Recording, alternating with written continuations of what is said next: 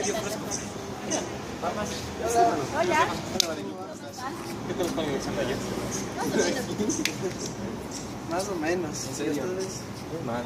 Fresco, fresco. O sea, esperemos a ver las notas. Dijo que ahora iba a subir, ¿no? Hoy, tarde. Veamos. ¿Y ustedes qué van a hacer ahorita? Ahorita nada. ¿Ustedes qué van a hacer? Nada, yo estoy pensando que tengo que prepararme para una carrera que tengo mañana. ¿Qué carrera de qué? De 5 kilómetros nomás. Pero Mamás, que... Perdón. Sí, pero tengo que prepararme. No sé, ¿quieren acompañarme? Entrenar. Sí, solo voy a estar corriendo un ¿Pero a poco. qué hora? Más o menos a las 3 de la tarde. Ayer no. Sí. Bueno, yo voy a mi casa, regreso. Ya, no hay problema. Ya. No puedo.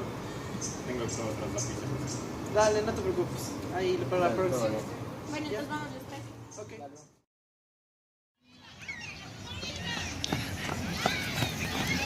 ¿Qué pasó, Estefano? ¿Estás bien? ¿Estás bien? ¿Qué pasa, Estefano? Estefano, ¿estás bien? Estefano, ¿qué te pasa? Estefano. Chicos, por favor, está sufriendo una crisis. Tranquilos, tranquilos. ¿Qué Ahora, pasa? por favor, déjenme un rato, por favor. Toca limpiar. Por favor, ayúdenme en eso, quitando la rama porque se puede golpear. Ayúdame midiendo el tiempo de la convulsión. Ayúdame quitándole la mochila porque se puede sacar. A ver, despacio. Es domingo, pero a mí no le habíamos visto que le pase esto. Tratemos de hacer que se siente, por Sí, favor. porque está así enamorando y se puede caer y puede hacerse daño. A ver, Estefano, siéntate, por favor, Estefano. a ver, Estefano. tranquilo. No sé, Por favor, retírese, retírese. Por favor, traten de mantener al perro lejos porque le puede lastimar. ¿Qué le va pasando? Tranquilo. ¿Te encuentras bien? Estábamos corriendo, ¿te acuerdas? Sí, sí me acuerdo, pero no sé qué pasó. ¿Ya te había pasado una convulsión antes? Sí, sí, me recuerdo que esto, pero de chiquitos, hace tiempo. ¿Y tomabas alguna medicación? Sí, pero ya dejé de tomar porque me dejó de dar. ¿No te dijeron que tenía? No, me di algo así como epi, algo, no me acuerdo. ¿Epilepsia? Sí, ¿Qué creo es que es. epilepsia? Es un trastorno neurológico en el que hay movimientos involuntarios, como en este caso. ¿Y ahora qué hacemos? Tienen que llevarle al médico porque él dejó de tomar la medicación. ¿Y lo llevamos ahorita? Sí, es que es posible, sí, porque necesita una atención rápida. Pero en caso de que le vuelva a pasar otra convulsión, tienen que llevarle a emergencia. Bueno, muchas gracias, chicos. Yo nosotros Gracias. les llevamos. Gracias, Estefano.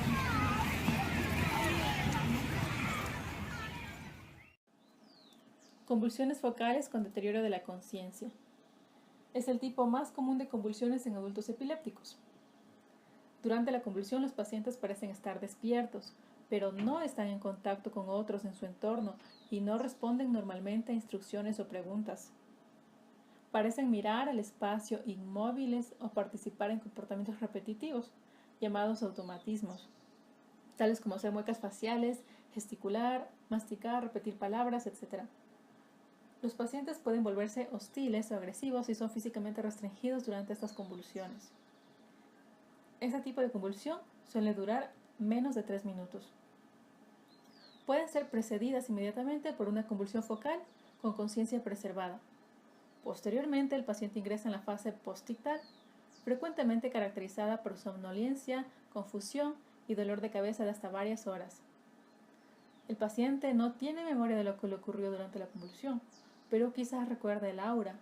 Las convulsiones focales pueden propagarse difusamente a través de ambos hemisferios para causar convulsiones tónico-clónicas secundariamente generalizadas. Las crisis parciales complejas consisten en afecciones de la conciencia. La mayoría tienen un inicio en el lóbulo temporal. Estas convulsiones comienzan en áreas específicas del encéfalo, pero pueden avanzar hacia el otro hemisferio. Las confusiones después del periodo podistal son frecuentes. Se ha informado presencia de déjà vu o jamais vu. Pueden experimentarse miedo avasallador, pensamiento obsesivo descontrolado y sentimientos de desapego. En mecanismos fisiopatológicos se encuentran varios procesos, en los que cabe destacar alteraciones del calcio-calmodulina sinasa, que han demostrado que la activación de la calcio-modulina sinasa incrementa la fosforilación del receptor AMPA, que aumenta la potenciación a largo plazo. peroxidasa lipídica y formación de nitritos. El aumento de radicales libres causa un daño en la peroxidación lipídica. Otro, la alteración de la acetilcolina. La acetilcolina activa muchos segundos mensajeros que están implicados en la plasticidad neuronal y llevan a la epilepsia. El estrés oxidativo en el hipocampo. Los radicales libres reaccionan con lípidos del sistema nervioso produciendo excitoxicidad. A su vez encontramos reducción de los neuropéptidos y pérdida de la inhibición de la sinapsis en el GABA. Para el diagnóstico presuntivo de epilepsia debemos tomar en cuenta la información obtenida en el interrogatorio y la información obtenida en el examen físico del paciente. A esto podemos complementar con estudios de neuroimagen como la resonancia y la tomografía o el electroencefalograma. En el interrogatorio debemos tomar en cuenta las enfermedades neurológicas familiares. En los antecedentes personales debemos constatar antecedentes de crisis epilépticas, crisis febriles, infecciones meningias, traumatismos craneoencefálicos, enfermedades sistémicas.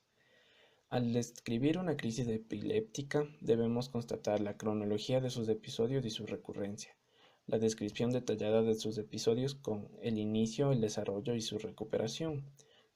Debemos indagar sobre síntomas motores, autonómicos y de lenguaje durante la crisis. Además, debemos indagar sobre enfermedades asociadas e incluso patología psiquiátrica asociada. Cabe recalcar que la combinación de diferentes síntomas conformarán el diagnóstico de epilepsia. Un síntoma único no es diagnóstico de epilepsia. En el examen neurológico completo debemos buscar evidencia de una causa subyacente de una crisis epiléptica, como una lesión que indique traumas, además de detección de anomalías sistémicas o neurológicas. En la exploración neurológica completa debe constatar signos de hipertensión intracraneal, signos de focalización, signos meningios y también el estado de conciencia del paciente. Respecto al encefalograma, se puede decir que es un registro funcional de la actividad eléctrica generalizada por la suma temporal y espacial de los potenciales postsinápticos de neuronas piramidales de la corteza cerebral. Las anomalías paroxísticas registradas en el electroencefalograma sugieren un posible foco epiléptico de las crisis epilépticas. El electroencefalograma no se debe utilizar como método diagnóstico aislado, debe ser un procedimiento complementario. El primer registro de electroencefalograma tiene una sensibilidad del 29 al 55 y el registro sucesivo se eleva del 80 al 90, mientras que la especificidad es del 83 y se eleva al 96. Un electroencefalograma normal no implica diagnóstico de epilepsia y un electroencefalograma anormal no implica tampoco diagnóstico de epilepsia. Ahora, para aclararnos las dudas acerca del electroencefalograma, estamos con la doctora Patricia Breveris, que nos va a aclarar las dudas que tenemos al respecto. Primero, doctora, ¿qué es el electroencefalograma? Ya. Cuando el electroencefalograma es una forma de realizar, de captar la actividad cerebral del individuo. Es muy complicado leerlo si usted no es especialista. Hay que haberlo estudiado y realizado un estudio de electroencefalografía. El electro, ¿qué es lo que capta? Se le ponen montajes al paciente utilizando una técnica internacional que se llama la técnica 10-20 y es uno de los pocos formas de diagnosticar sobre todo dolores de cabeza, crisis convulsivas. Por allí también podemos conseguir el diagnóstico de migrañas, también tenemos tumoraciones y sobre todo las crisis convulsivas, que son muy frecuentes. En las crisis convulsivas el diagnóstico es clínico. Es muy importante hacer una buena anamnesis del paciente, anamnesis del interrogatorio y sobre todo guiarnos de un testigo, porque muchas veces el paciente no sabe que ha convulsionado, no sabe que tiene crisis convulsivas, que estas pueden ser o generalizadas o focales o temporales. Y una ayuda, un instrumento básico para el diagnóstico es el electroencefalograma. ¿Y cuáles son las pautas terapéuticas básicas que nos podría dar para saber interpretar uno? ¿O cómo se lo podría reconocer? Porque básicamente son un montón de ondas y difícil de diferenciar. ¿Nos podría tal vez enseñar algún electroencefalograma? Sí, es importante porque cómo se pone y ahí es importante lo que tú copiaste, un electroencefalograma. El electroencefalograma está cubriendo toda el área de la cabeza. Entonces ahí vas a ver si es que hay problemas a nivel de los frontales, parietotemporales, temporales, occipitales, o dónde está, como en cualquier diagnóstico neurológico, es dónde está la lesión. Eso es lo que distingue de otro tipo de ramas dentro de la medicina, es la neurología, la localización del problema. Te puedo enseñar algunos electroencefalogramas.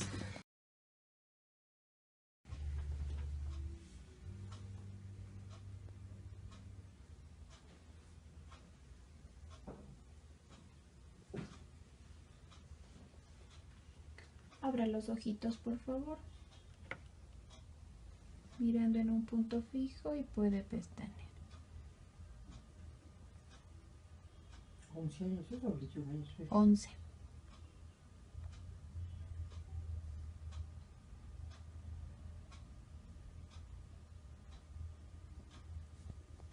Abre un poquito la boca. Eso.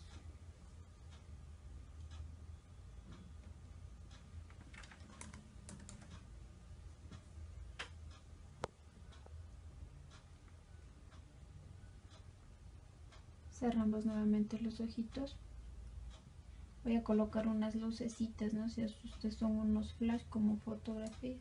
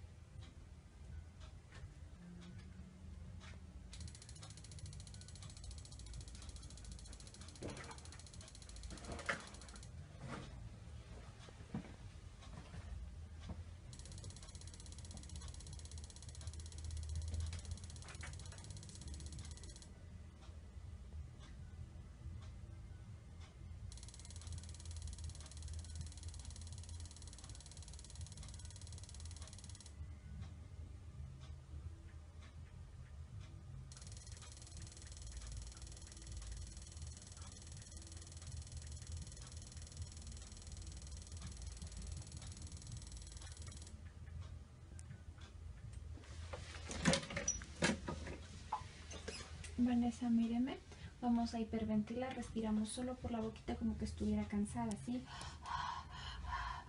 Sin mover los hombros ni la cabeza. Cerradita los ojos. Empiece. Sigue. Eso, más rápido. Por ejemplo, aquí estás viendo un trazado en el que la paciente tiene 28 años y viene por fuertes dolores de cabeza, pero ahí está la importancia de investigar a la paciente. Pero ¿por qué son los dolores de cabeza? Y cuando tienes los dolores de cabeza, ¿de qué se acompaña? Hay mareo, hay desvanecimientos, hay pérdida del conocimiento, o puede ser inclusive no con pérdida de conocimiento, pero puede un desvanecimiento que llegue y dice: a veces me desconecto de la realidad, a veces me pierdo. Es una paciente que llega, que viene de Loja, y sobre todo lo que refiere es que trabaja como cajera y muchas veces dice que al estar en su trabajo se pierde y tiene sensaciones de desvanecimiento. Le hicimos un electroencefalograma esta mañana y ¿qué es lo que miras aquí? Aquí están los montajes, los diferentes montajes que encuentras en un electroencefalograma, y entonces ahí te va dando la pauta si es a nivel frontal. ¿Y qué es lo que ves aquí? A nivel del frontal, todo lo izquierdo, todo lo impar es izquierdo, todo lo par es derecho. ¿Qué estás viendo aquí? Sabes exactamente la localización del problema. Estás viendo que encuentras unas ondas muy amplias a nivel del frontal izquierdo, que se acompañan también en el lado derecho igual. Entonces son bifrontal, ¿sí? Bifrontal con una descarga permanente a nivel del temporal izquierdo. Entonces, si sigues tú examinando el trazado, vas a ver que, mira, que estas ondas se van generalizando a nivel de todo el trazado, pero ¿qué es lo que queda? A nivel, sobre todo aquí, lo más acentuado es a nivel del frontal izquierdo. Mira aquí el trazado.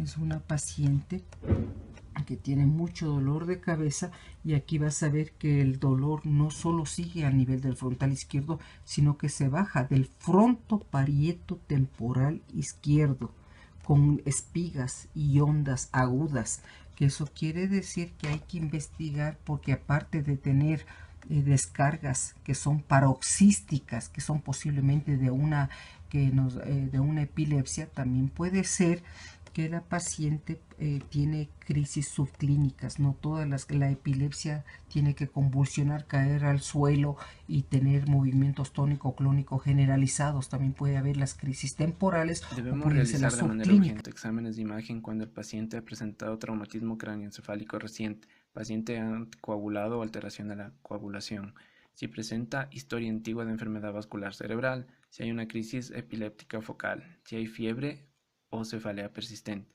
si hay un estado de conciencia alterado persistente, historial de VIH o historia patológica oncológica.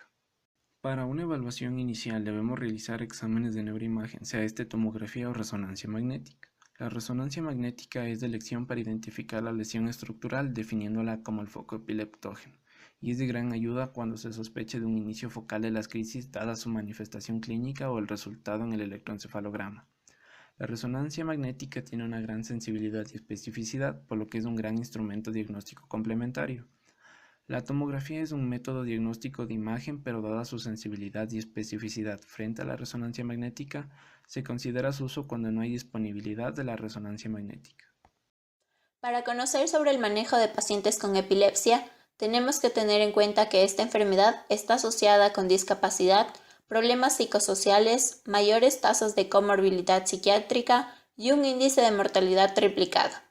Dentro de los objetivos principales en el manejo encontramos 3. Primero, control de las convulsiones. Segundo, evitar o minimizar los efectos secundarios del tratamiento. Tercero, mantener o restablecer la calidad de vida. Tratamiento farmacológico. Debemos tomar en cuenta que la tolerancia a los efectos secundarios es tan importante como la eficacia global del tratamiento. Ningún fármaco anticonvulsivante por sí solo es óptimo para cada paciente, pues en muchos de los casos es necesario combinar varios de estos medicamentos para tener efectos adecuados.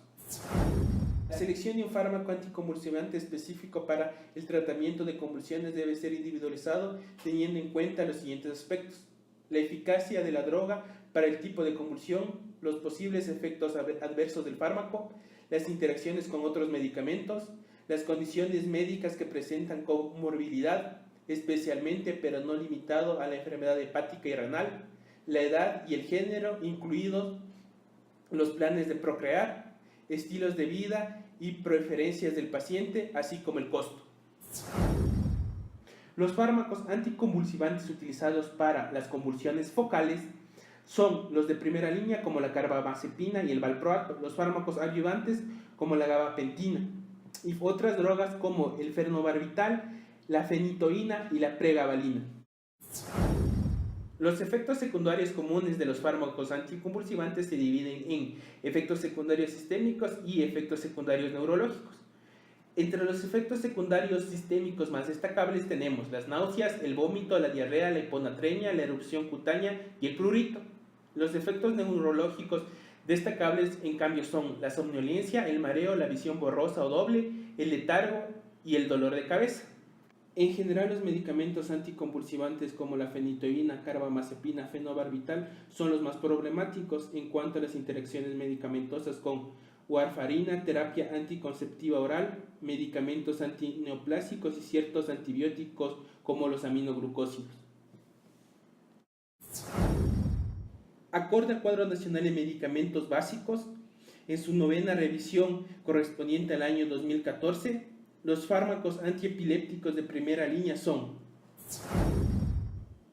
fenobarbital, fenitoína, clonazepam, carbamazepina, ácido valproico, lamotrigina. Para el manejo de la convulsión focal o estrictamente parcial motora, tenemos que tener en cuenta que la mayoría de convulsiones terminan espontáneamente en 2 minutos. En casos de que se prolongue este tiempo, se puede administrar benzodiazepina.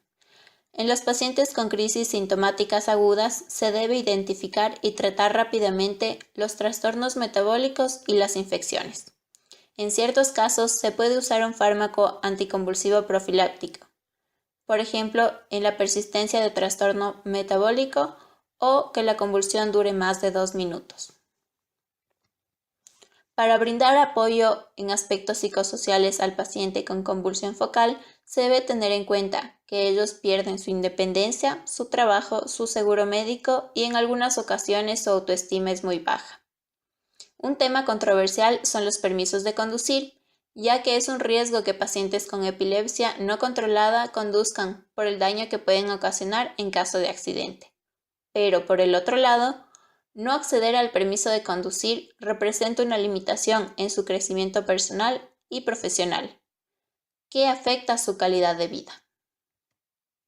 Existen 5 criterios para hospitalización de los pacientes con epilepsia. Primero, pacientes que en su primera convulsión esté asociada con un estado postictal prolongado o una recuperación incompleta. Segundo, que el paciente esté en estado epiléptico. Esto significa que las convulsiones duren más de 5 a 10 minutos o tenga crisis convulsivas frecuentes y sin retornos a valores basales. Tercero, antecedente de enfermedad sistémica que pueda requerir tratamiento. Cuarto, historial de trauma craneal. Quinto, problemas de incumplimiento con el tratamiento establecido. Para lograr éxito en el tratamiento se debe tener en cuenta que la educación del paciente y las personas que lo rodean es muy importante. Además, es imprescindible seguir el régimen del fármaco prescrito porque su falta de adherencia puede provocar aumento del riesgo de que el paciente sufra lesiones, deba ser hospitalizado e incluso un mayor riesgo de mortalidad. La prescripción del fármaco anticonvulsivo debe ser proporcionado con indicaciones escritas de cómo y cuándo tomar los medicamentos. Se debe explicar al paciente los efectos adversos e interacciones con otros fármacos. Además, no se debe ingerir sin consultar al médico los medicamentos de venta libre, suplementos alimenticios o remedios herbales. En las recomendaciones, cuando una persona sufre de convulsión, no se le debe sujetar, se la debe dirigir a un lugar seguro, acostarla y colocar debajo de su cabeza una almohada o ropa para proteger que ésta sufra algún golpe. No se debe de introducir nada en su boca y la persona puede tardar hasta varios minutos en reaccionar. Cuando la persona se encuentra en estas crisis de convulsiones, debemos medir la duración de la misma. Se debe decir a las personas que se encuentran a su alrededor que mantengan la calma. Se debe reconocer los síntomas de la convulsión, eliminar cualquier objeto que pueda causarle daño a la persona. Debe evitar la deambulación, permanecer cerca hasta que el ataque termine. Y debemos tener en cuenta de que no presente otra crisis. Debemos reconocer en la persona la mirada perdida, el camino sin rumbo, temblores y el habla confusa. Una vez que la persona se calme, debemos preguntarle si es que esta crisis ha tenido anteriormente, si toma algún medicamento, si presenta el carnet de epilepsia, y tener siempre el alcance de que estas personas que sufren estas crisis siempre permanezcan acompañadas. ¿Cuándo debemos llamar al servicio de emergencia? Debemos llamar cuando las convulsiones duran más de 5 minutos, cuando no se puede localizar la identificación de que sufre trastorno de convulsión o epilepsia, cuando tiene una recuperación lenta, cuando le presente una nueva convulsión, la dificultad para respirar, y si esta persona que sufre las convulsiones se encuentra embarazada o presenta algún otro diagnóstico médico.